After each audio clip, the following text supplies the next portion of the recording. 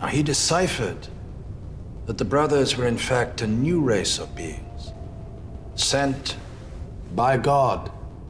Hello everyone and welcome back to my channel. Today we're going to be looking at a really interesting film from 2006 called Perfect Creature. This film has a really unique take on the vampire mythos. Not only do vampires and humans get along in this alternate steampunk universe, the vampires are seen as divine, messengers of God sent to look out for humanity. And rather than being the result of a curse or supernatural event, these vampires were created by us through genetic engineering, something that has since been outlawed. In this video, we're going to take a look at this strange alternate universe, how this species of vampires was created, the organization known as the Brothers, their huge mistake, and much more. Before we get into Perfect Creature, it's very important to protect yourself online, and today's sponsor Aura can help with that. Aura helps protect you online, cut down on spam mail and calls by removing your information from data brokers, and will even alert you if any of your sensitive information is found online, which is a common occurrence with data breaches these days. Bank of America had a data breach and didn't tell anyone for months. On average, it takes a company 277 days to report a breach. Your personal data could have been exposed months ago and you're just hearing about it now. This isn't even the first breach Bank of America has announced this year. Last year, Citigroup and JP Morgan Chase both announced breaches. Your bank could be breached right now and it could take you months to find out. That's where Aura can help. Aura alerts me if they find my phone number, email, or social security number on the dark web. They will also alert you right away if anyone tries to use this information to access your credit or bank accounts. Aura provides up to $5 million in identity theft insurance should the worst case scenario happen. They also provide a bunch of other features to keep you safe online, like an antivirus, VPN, and more, all inside one app. Aura has been a longtime sponsor of the channel and all the services they provide are extremely helpful. Protect yourself now with Aura and go to my link aura.com/KoganLawlins for a 2-week free trial. That will be enough time for Aura to find out if any of your personal data has been exposed. That's aura.com/KoganLawlins or click the link in the description below. Thanks to Aura for sponsoring another video. Discovered what we today call genetic science. Let's start with where these vampires came from. The story begins 300 years ago. An alchemist named Giuseppe D'Angelo had discovered the wonders of genetic science and began to experiment. Through these experiments, he ended up creating vampires. Kinda. What he created was a plague, and when women were infected, their babies would be born vampires. It's explained by a doctor that the plague activates a special gene, causing them to be born vampires. It's very easy to tell if a child is a vampire because they're born with their fangs. Welcome to the world, little brother. At first, the vampire children were burned, seen as monsters, but eventually D'Angelo deciphered that the vampires were not monsters, but a new race of beings, sent by God to serve and protect. D'Angelo then formed the Church of the Brotherhood. All vampires would be required to join and they're referred to as brothers. Brother.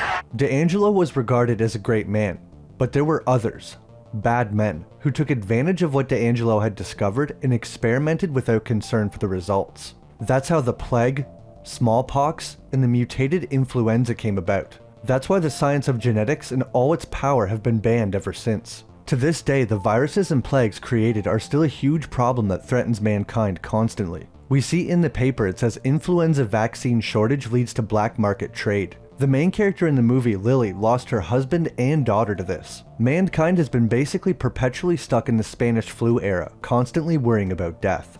We get to see one of the main characters, a vampire named Silas, be born. We hear one of the vampires say this woman gave birth to one vampire successfully, then had a few malformed births. Hopefully this next one will be good. And it is. This baby is Silas. The woman complains that she never gets to keep her babies. We learn that when a woman did give birth to a vampire, they are immediately taken away to be part of the Brotherhood. There's no such thing as a free vampire. They are all in the Brotherhood. According to one of the men, this is a blessing. The baby will be taken care of by the church and want for nothing. This makes it sound like most of the world is in some kind of post-apocalyptic state after all these viruses and plagues, with most people not being able to afford basic living. About a century ago when Silas was born, the doctor says that the gene mutation that causes vampires is very rare now and only occurs in men, meaning there's no female vampires. In fact, in the present day, no vampire has been born in nearly a century, meaning they're in danger of going extinct eventually. In the movie, they are never referred to as vampires, instead only called brothers. Like I said before, all brothers are taken away from their families at birth to serve the Brotherhood. They operate out of a church, and many humans are part of their religion and come to worship like normal church. During certain ceremonies, people are given the blood from the brothers to drink, and it has special healing properties, something that's common in vampire myths. Sometimes people report seeing visions after drinking vampire blood, and when Lily drinks blood from Silas to save her, she does have some weird visions, so I guess it's true. This is weird because the condition is supposed to be biological, but this seems pretty supernatural to me. Unless somehow the brothers' blood contains their memories or something. From what I gathered in the movie, brothers act basically like priests and are not meant to have relationships or marry, so their life is lonely and one of servitude. In an interesting twist, the church, which is ran by the brothers, is also intrinsically linked to science and the advancement of it. It's the religion and science of the Brotherhood that have helped humanity survive the plagues and influenzas that have ravaged the colonies for centuries. The most recent influenza vaccine that has saved millions was created by Silas's brother Edgar. So the brothers are very important to humanity, although Augustus admits that some humans still carry a prejudice against them. Humans are paranoid by nature. As for location, the movie takes place in an alternate 1960s New Zealand called Nouveau Zealandia. In this alternate 1960s, they have fully embraced steam power. Pretty much everything we see in the movie, including cars, are powered by steam. There's also airships flying around the city. I really like all the little details in this movie as far as the steam-powered stuff goes. There's always pipes or gauges in the background to give the world an interesting aesthetic. Now let's look at the vampire's appearance. The brothers appear pretty much the same as humans, but are slightly more pale, have 2 fangs and piercing grey eyes. They are not undead like other vampires, so they still have a heartbeat and normal body temperature. They must feed on blood to survive, but we don't see them feed very often. They must only need to feed every once in a while, and it's not clear whether or not they can eat normal food or not. We see Silas and Augustus drinking out of ornate glasses, and it looks like some people willingly donate blood to the brothers. They even have a handy little faucet on their wrist. Hey, these are my kind of vampires. Honestly, I wonder what they're smoking though. The brothers seem to be immortal, or at least age a lot slower than humans. Since they were created 300 years ago, even the oldest of them would only be roughly 300 years old. That makes it hard to tell if they are truly immortal. Silas was born around 70-ish years ago and appears to be middle-aged, so most likely they age very slow, but like I said, they could be truly immortal. As for abilities, the brothers have increased strength and agility, able to easily overpower humans and climb walls. They have immortality or slow aging, heightened senses like sight, smell, and hearing, and a healing ability as well. Their blood can also be given to others to heal them. Silas gives his blood to someone to save them after being injured. They still had to be hospitalized, but the blood saved them. After being given vampire blood, you do not turn, and someone cannot be turned through a bite. The only way to be a vampire is to be born that way. Vampires seem to be immune to almost all diseases, which in this universe is a big deal. As for weaknesses, they don't have any of the traditional vampire weaknesses like silver, crosses, holy water, garlic, stakes to the heart, or anything else. They're not affected by sunlight at all, and we see them out during the day multiple times. To kill these vampires is just like killing a human, other than the fact that they have a healing ability. Now that we have a good rundown on the world and the vampires, we can talk about what happens in the movie. The main plot of the story is about the brothers' biggest problem. There's no more brothers being born. As Augustus says, the last brother was born roughly 70 years ago. The person put in charge of researching a solution to this was Silas's brother Edgar. Against the Brotherhood's own warnings, and even though genetic science was outlawed, they began to experiment with it anyway. After all, that's how the first brothers were created. Edgar worked hard trying to find a way to make more brothers. They would infect women, hoping that they would give birth to a brother, but nothing had worked so far. Not only did the human mothers not give birth to brothers, but they became feral like a zombie trying to attack people. Unfortunately, Edgar was somehow infected by what he was working on, and it drove him insane as well, making him extremely violent, and he started killing humans. Silas states that the brothers have not taken a single human life in their 300 years of existence, so these murders are a big deal. No one is told about the genetic experiments, and Edgar is just framed as being crazy. The Brotherhood tries to hunt Edgar down as quickly as possible, even using humans as bait. This could threaten the peace that brothers and humans have had for 300 years. After multiple attempts, they can't catch Edgar, so the brothers have to get help from the human police. They admit they were wrong for keeping Edgar's murders a secret, but that's all in the past now. When Silas captured Edgar, he used this weird gun. It's not explained at all, but it shoots some kind of special bullet that injects something into Edgar, most likely some kind of powerful sedative developed by the Brotherhood. This pistol looks like it went through the Pack-a-Punch machine. They successfully capture Edgar and hold him for a while. At first, they keep him in this strange device with knives poking into him at all angles. Obviously, if he moves too much, he will impale himself on the blades. One of the men present says that Edgar beheaded 2 guards while they were trying to lock him up. They later move him to a concrete room, but he cracks the glass and then later breaks through it. He escapes the facility and starts spreading whatever plague he infected himself with. He does this by dripping his blood into people's mouths, then they spread it from there. Edgar really shows off the strength of the brothers when he escapes, killing a dozen or more men and vampires to get out. It's possible the plague Edgar infected himself with has made him stronger than a regular brother.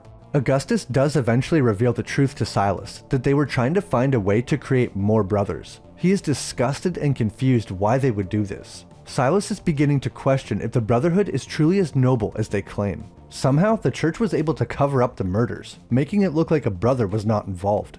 This further showed Silas how corrupt the church actually was. The plague that Edgar created drives humans crazy like the rage virus from 28 Days Later. Eventually it gets so out of control they have to quarantine a whole part of the city off and shoot anyone who tries to leave. Residents caught trying to escape the quarantine zone will be shot. Edgar kidnaps the female cop Lily because he knows Silas is in love with her. He's going to use her as bait and then infect his brother so they can be together again. Edgar thinks that once Silas is infected, he will see. We also learn that Edgar's mind didn't snap all at once. He didn't go from loving the church one second to hating it the next. He tells Lily while holding her hostage about how he was taken from his mother as a baby, forced into a lonely life of servitude. So it sounds like he was building up some resentment for the Brotherhood over time. This plague he infected himself with just brought out his true intentions. Also, due to the murders committed by Edgar and this new plague, the public is losing faith in the church and we see a crowd protesting, throwing their rosaries on the ground. All the rosaries have this unique symbol of the Brotherhood, rather than a traditional cross. Silas eventually finds his brother Edgar and they have a final showdown. They are both very good at fighting, so the brothers must be trained in combat as well as science and religion. Edgar almost kills his brother when he kicks him onto a steam nozzle thing that probably partially cooked him from the inside. He is on the ground, literally cooked, but lucky for him, Lily arrives just in time and does the same thing to Edgar. I don't know exactly what this thing is, it's like a steam cleaner or steam blaster. Anyway, Lily uses it to kill Edgar.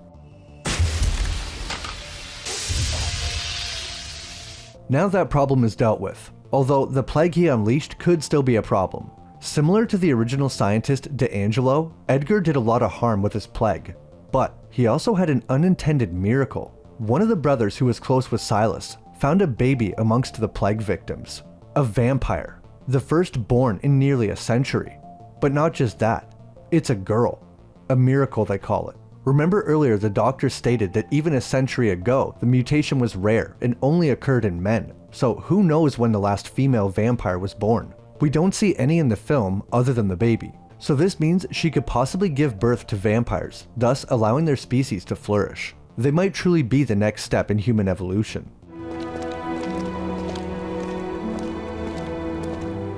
Silas is worried about what the Brotherhood might do with the child after he found out about their experiments though. That's why a few of the brothers agree to give the child to Lily to take care of away from the church. Silas is then excommunicated from the church and is actively being hunted, but he says now he can fight against them. I don't think the church knows about the baby. Rather, I think Silas was excommunicated for other reasons, like disagreeing with their practices. This movie really reminded me of The Breed from 2001. a similar alternate history feel, and even the one rogue vampire threatening peace between the species. Like that movie, this world is interesting and has a cool atmosphere, but the characters lack depth and the love story sucks. To be honest, the love story was actually much better in The Breed. I really do appreciate the world this movie takes place in though, a timeline where vampires are not thought of as evil, but literally run the church and are thought of as divine.